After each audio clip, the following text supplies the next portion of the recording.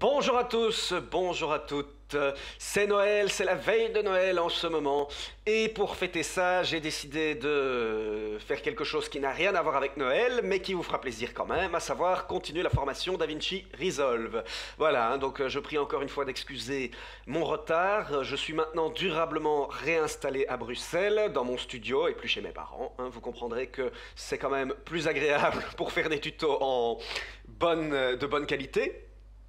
Alors, c'est probablement également la dernière vidéo que je ferai, le dernier tuto que je ferai directement sur mon iMac, parce que j'ai une nouvelle station de travail. Et ouais, pour cela également, je vous annonce que je prépare une nouvelle série de vidéos, c'est ça qui m'a pris le temps aussi, qui vont commencer en 2017.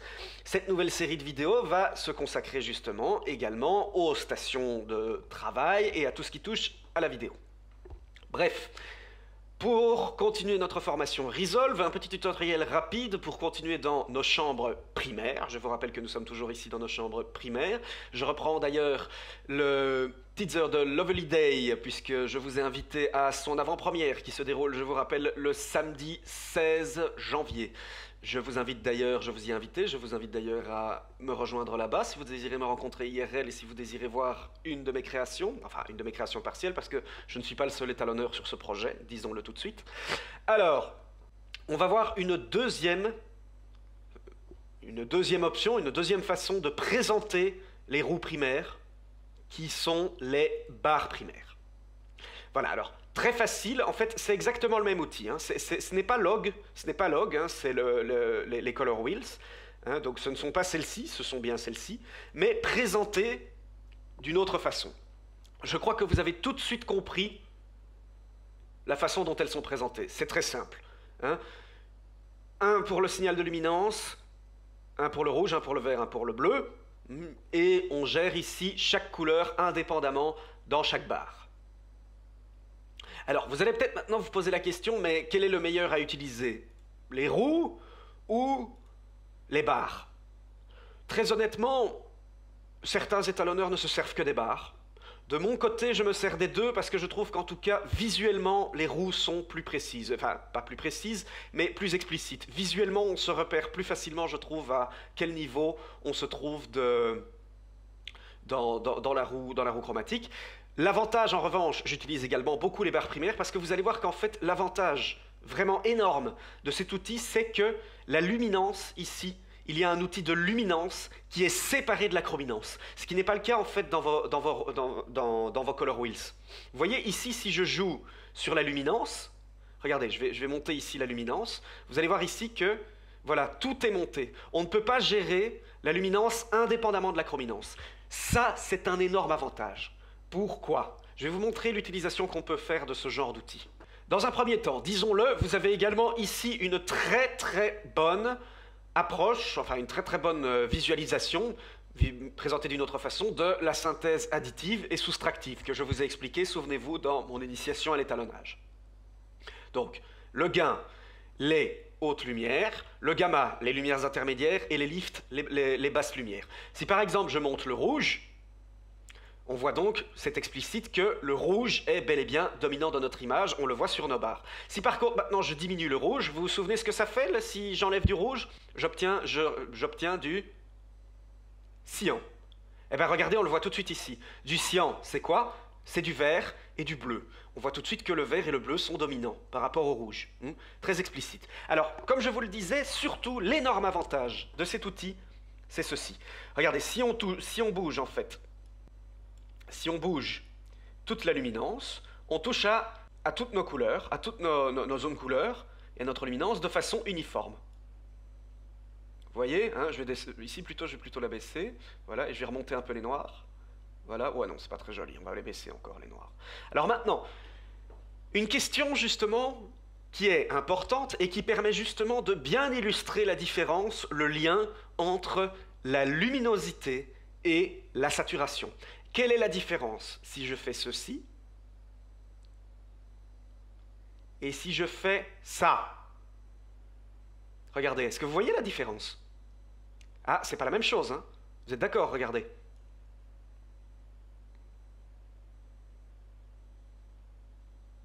En fait, je vous explique.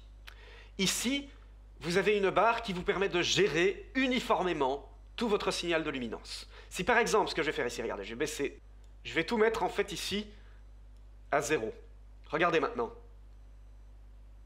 Vous gérez votre luminance complètement désaturée.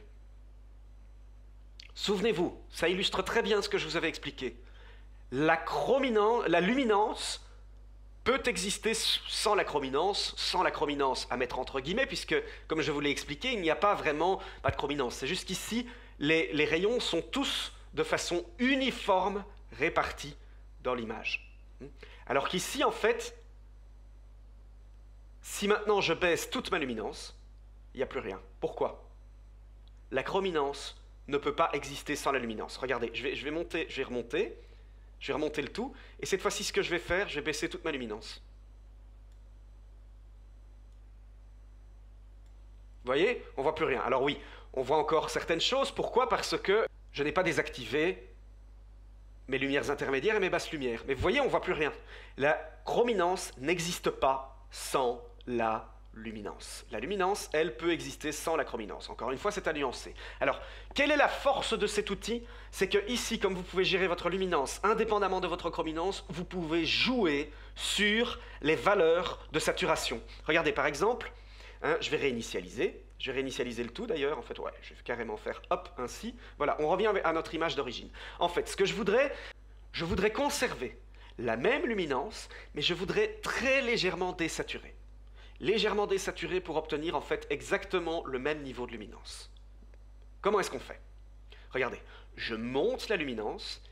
Ici, vous êtes d'accord que j'ai monté la luminance. Maintenant, je baisse le tout et je vais ramener à un niveau, la luminance à un niveau 1. Ceci, regardez, et voilà. Vous voyez, on a baissé très légèrement la saturation en restant au même niveau de luminance. Regardez, clac. Vous voyez? Très pratique.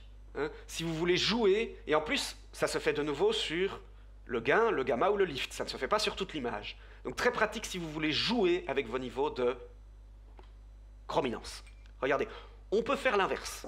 Pour faire un petit étalonnage de style un peu plus dramatique, je voudrais une nuance plus bleutée dans mes basses lumières. Regardez maintenant, mais conserver exactement la même luminance dans mes basses lumières.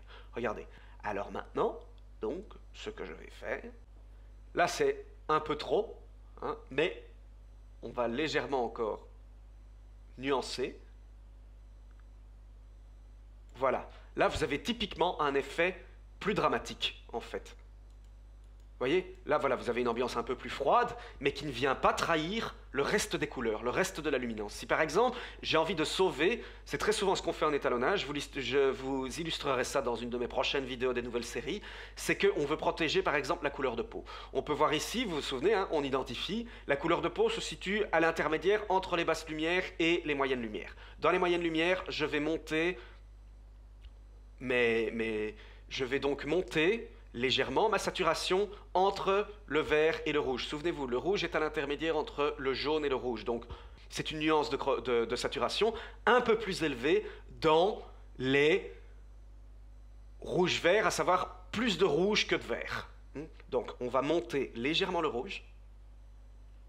Voilà, vous voyez déjà que ça revient. Et on va monter un tout petit peu, vraiment pas trop, le vert. Voilà, regardez, la couleur de peau est déjà revenue, partiellement revenue. Remontez encore un peu, remontez un peu le vert. Voilà. Alors regardez maintenant. Voilà, on était là. Vous voyez, avec une image plus uniforme, jaunâtre, jaune-verdâtre. Voilà. Ici, on passe tout de suite à quelque chose... Ah, vous voyez, il y a aussi quelque chose qui s'est rajouté, à savoir une nuance magenta. Une nuance magenta. Pourquoi une nuance magenta, en fait? Parce que, souvenez-vous, c'est à l'intermédiaire des basses et des hautes. En ajoutant dans mon gamma des rouges, j'ai mixé le bleu des basses lumières avec le rouge des moyennes lumières. Donc si je veux retirer cet effet légèrement magenta, je vais rebaisser légèrement le rouge dans les basses lumières. On y va. Voilà, regardez. Ah voilà, ça redevient tout de suite bleu. Vous voyez? Regardez maintenant ici la différence. Vous voyez? Là, on est déjà sur un outil plus dramatique, plus centré, tout en conservant, si vous regardez le visage de Marlène, il ne bouge pas du tout. C'est ce qu'on cherche à obtenir, il ne bouge pas du tout. Voilà, on est dans une ambiance plus dramatique, plus triste. Le visage de Marlène reste protégé. Ça peut être très utile pour jouer sur vos niveaux sur vos niveaux de saturation de façon indépendante, comme je viens de vous le montrer. C'est vraiment un outil pour ça qui est très précis. Vous pouvez déjà arriver à faire là-dessus un étalonnage plus ou moins poussé et précis. Ici, nous restons en chambre primaire. Maintenant, regardez aussi, je vais revenir sur les barres, vous voyez que ça a bougé. Ça a bougé. Ici, donc, les deux sont liés. C'est le même outil, mais présenté différemment. Celui-ci vous permet d'agir de façon un peu plus précise. Donc, c'est très utile. Voilà, donc cela vous permet de faire déjà un étalonnage un peu plus affiné, on va dire, pour votre style. Moi, déjà ici, je trouve que l'image est assez belle. En tout cas, bon, ça ne correspond pas du tout à l'ambiance que voulait Marlène sur ce plan-ci. Mais voilà, en tout cas, c'était pour vous illustrer la façon dont on peut obtenir ce genre d'ambiance. Alors, donc, ça c'était l'outil des barres primaires. Ouais, non, on va couper là. Pour l'instant, déjà, c'est déjà très bien. Vous avez déjà une bonne idée de ce qu'on peut faire avec les barres. Je vous retrouve sur un prochain tuto pour un outil encore plus poussé pour affiner en fait vraiment votre étalonnage et le cibler. Vous avez déjà ici tous les outils qui vous permettent donc de faire une première chambre primaire de façon assez affinée. Voilà, je vous remercie et n'oubliez pas de vous abonner à la chaîne et je vous dis à très bientôt.